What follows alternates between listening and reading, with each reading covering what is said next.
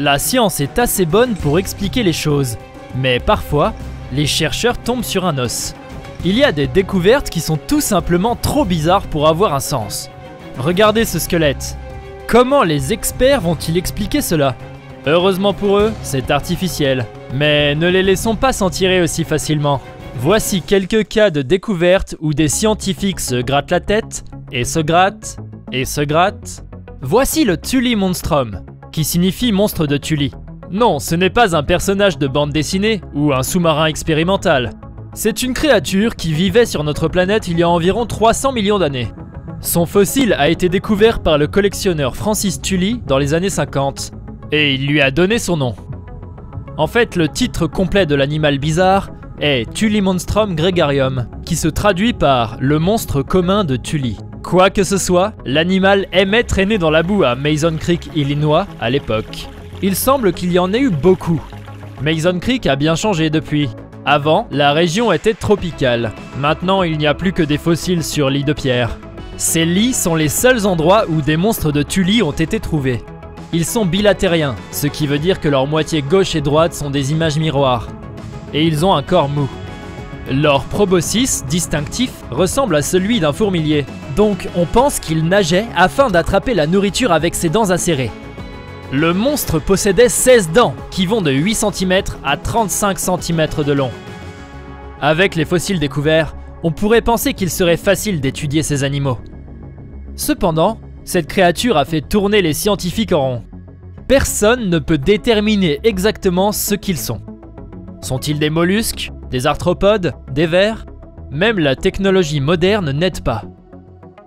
Si on voit bien à quoi il ressemblait à travers les fossiles, les détails sont un mystère. En 2016, les experts ont conclu que le monstre était un vertébré. Puis l'année dernière, un autre groupe a contesté cela, affirmant qu'il est tout aussi probable que ce soit un invertébré. Bien que vieux de millions d'années, cette petite bête a fait se remuer beaucoup de méninges pendant des décennies.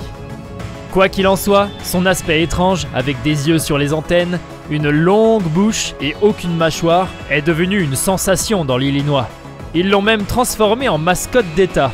Chacun son style. Notre prochain choix est un autre fossile, mais il est probablement différent de n'importe quel fossile que vous avez jamais vu auparavant. À la fin du Trias, il y a 200 millions d'années, une bête non identifiée se déplaçait en Antarctique. Cette créature, qui a la largeur d'un cheveu humain, avec une forme de larme, se déplaçait assez vite. Son déplacement rapide tenait à une flagelle de 2 fois sa longueur. Il utilisait cette tige pour s'attacher aux surfaces et glisser dessus. L'animal au corps mou, comparé aux espèces du genre Vorticella, parcourait l'Antarctique, bien qu'à l'époque la Terre faisait partie d'un énorme supercontinent appelé Gondwana. Il ne ressemblait pas à la friche glacée que nous connaissons aujourd'hui, et était en fait assez chaud, avec des forêts tropicales. On dirait que notre créature non identifiée passe un bon moment, non? Cependant, il lui est arrivé quelque chose de terrible, et c'est pourquoi nous connaissons son existence. Que s'est-il passé? Cet animal malheureux est tombé dans un cocon de sangsues. La créature a dû s'accrocher au cocon visqueux et y foncer la tête la première, là où elle s'est coincée. Avec le temps, la boue s'est durcie et la pauvre a été ensevelie. Histoire horrible, mais fascinante, car le cocon a préservé la créature pour les yeux des générations futures. Les scientifiques ne sont pas certains de ce que c'est, mais ils ont un bon visuel. Une situation inhabituelle, car les animaux au corps mou pourrissent et ne laissent aucune trace. Alors que la créature maudirait le nom de la sangsue qui a fait ce cocon, les scientifiques ont bien des raisons d'être reconnaissants. La nature est surprenante, et notre prochaine sélection n'est pas différente. Pour cela, nous passons des anciens animaux aux humains. Avez-vous entendu la légende du nain de Kishtim? Elle remonte aux années 90 dans la ville montagnarde russe de Kishtim. Alyoshenka était son nom, et cette forme de vie étrange vivait avec une femme retraitée, Tamara Vassilievna Prosvirina. Elle lui a donné le nom de son fils, et on la voyait se promener en portant Alyoshenka dans une couverture. Pendant un certain temps, les gens pensaient que cette dame excentrique parlait à un jouet.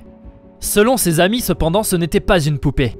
Cela varie, mais Alyoshenka aurait mesuré 25 cm de long.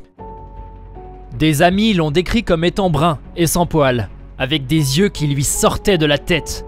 Sa forme ressemblait à celle d'un oignon, ce qui a mené à la question: Alyoshenka était-il humain? Nous ne pouvons pas le dire, car il ne reste aucune preuve de lui. Nous ne pouvons nous fier qu'à l'histoire qui a été rédigée au fil des ans.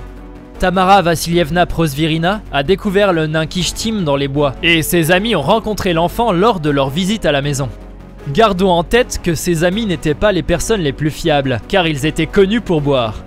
Ajoutez à cela le fait que la mère du garçon avait des problèmes psychologiques, et il est facile de supposer que c'est une invention. Bien que le policier Vladimir Bendlin supplierait de différer. Après que Prosvirina parte, il a croisé la route d'Alyoshenka. Un ami de la femme avait momifié le corps et la police a appris l'existence du nain de Kishtim quand ils ont arrêté cet ami pour vol de câble. Cela vous paraît fou? Attendez d'entendre ce que le policier a fait.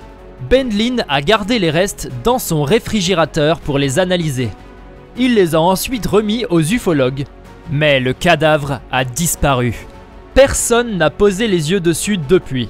Les gens pensent que le garçon était un extraterrestre, en partie en raison de sa forme de tête distinctive avec 4 os, mais d'autres suspectent une simple difformité. Kishtim a subi des retombées radioactives et est pollué par la catastrophe nucléaire de 1957 à la centrale de Mayak. Cela aurait pu entraîner une mutation de l'enfant. En attendant, des similitudes ont été remarquées entre Alyoshenka et l'apparition d'une ancienne momie fœtale trouvée à Atacama au Chili. Jusqu'à ce que son corps soit retrouvé, l'enfant restera mystérieux. Passons maintenant à notre prochain choix. Contrairement à Alyoshenka, ce sujet est totalement inanimé. Bien qu'il s'agisse d'un morceau de roche, il pourrait contenir des indices sur le développement de la vie elle-même. Vous voulez en savoir plus? Continuez à regarder. Cette roche est un fragment de météorite nommé Alan Hills 84001 ou ALH 84001 pour faire court. Ce qui le rend spécial est d'où il provient. La découverte fait partie d'un groupe de roches appelé SNC qui nous arrive de Mars. Comment quelque chose comme ça a pu venir de la planète rouge à notre boule bleue? Des impacts à la surface de Mars délogent des objets qui finissent par se retrouver dans notre monde. Cet exemple particulier a été porté à l'attention du monde en 1996, et même le président américain l'a mentionné. La météorite martienne de 1,93 kg a été repérée par des géologues à Noël 1984 sur les collines Alan en Antarctique. L'objet était apparemment là depuis environ 13 000 ans. Après cela, pourquoi a-t-il fallu encore 12 ans pour que la découverte fasse sensation? C'est parce qu'il a été examiné dans les années 90 et qu'un détail important a été mis au jour. Les scientifiques de la NASA ont annoncé que la météorite semblait montrer des signes de vie à sa surface, sous la forme de minuscules fossiles. Ils ont également été décrits comme des cristaux de magnétite minérale. Quoi qu'il en soit, ils ressemblent à des bactéries, et là où il y a des germes, il y a une vie possible. Le problème, c'est que la communauté scientifique est loin d'être convaincue. La météorite est passionnante et beaucoup d'analyses sérieuses ont été faites pour en arriver à la conclusion que c'est une sorte de boîte de pétri martienne. Cependant, ces conclusions ont été mises de côté par d'autres experts et il est clair que la preuve peut être contestée. Les cristaux de magnétite en sont un bon exemple. Initialement, on pensait que ces cristaux ne pouvaient être créés que par la vie, mais il a été révélé plus tard qu'ils sont également produits par des ondes de choc. De plus, bien qu'il y ait des germes et autres sur la roche, ils ne sont pas nécessairement fabriqués par des martiens. C'est une découverte que les scientifiques peuvent expliquer, mais pas de façon concluante. Aussi frustrant que cela puisse paraître, beaucoup d'idées scientifiques sont comme cela. Vous serez peut-être surpris d'apprendre que les scientifiques n'ont pas encore déterminé ce qui constitue la vie telle que nous la connaissons. Ils voudront peut-être répondre à cette question avant de se plonger dans les météorites de Mars. Cela ne veut pas dire que la découverte n'était pas importante, et qu'elle n'a pas eu d'impact pour ainsi dire. ALH 84001 et ses secrets ont conduit à la relance du programme d'exploration de Mars par la NASA. Et il a également inspiré le domaine de l'astrobiologie.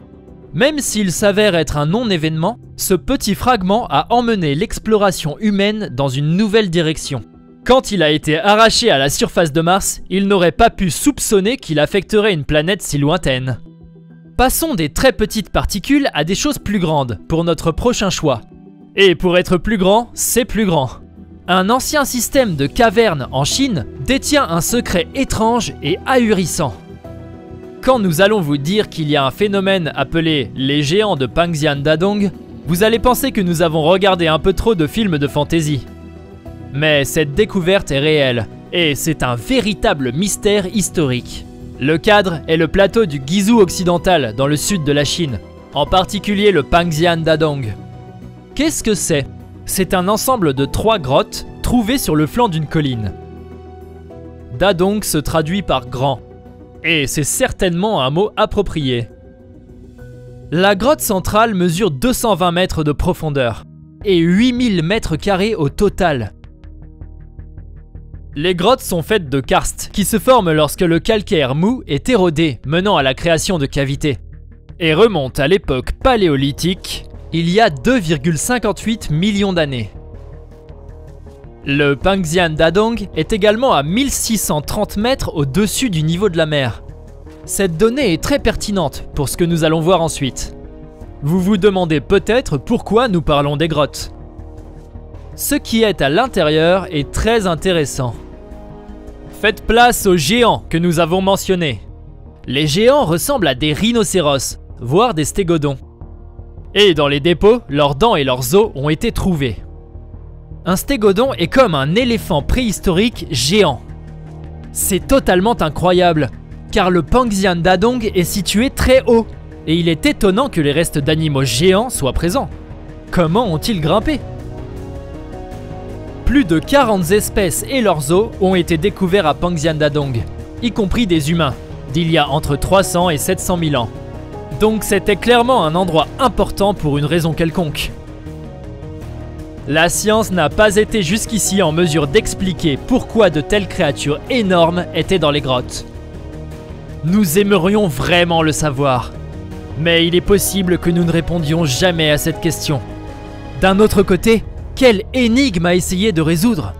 Ces exemples peuvent être déroutants, mais ils montrent aussi à quel point c'est amusant d'être un scientifique. Même si vous ne savez pas ce qu'une chose est, vous pouvez étudier cette chose incroyable et peut-être qu'un jour vous découvrirez les secrets de l'univers. Si vous avez aimé la vidéo, cliquez sur le bouton d'abonnement et activez les notifications pour être le premier à savoir quand nous publions une nouvelle vidéo. Merci d'avoir regardé et on se reverra la prochaine fois.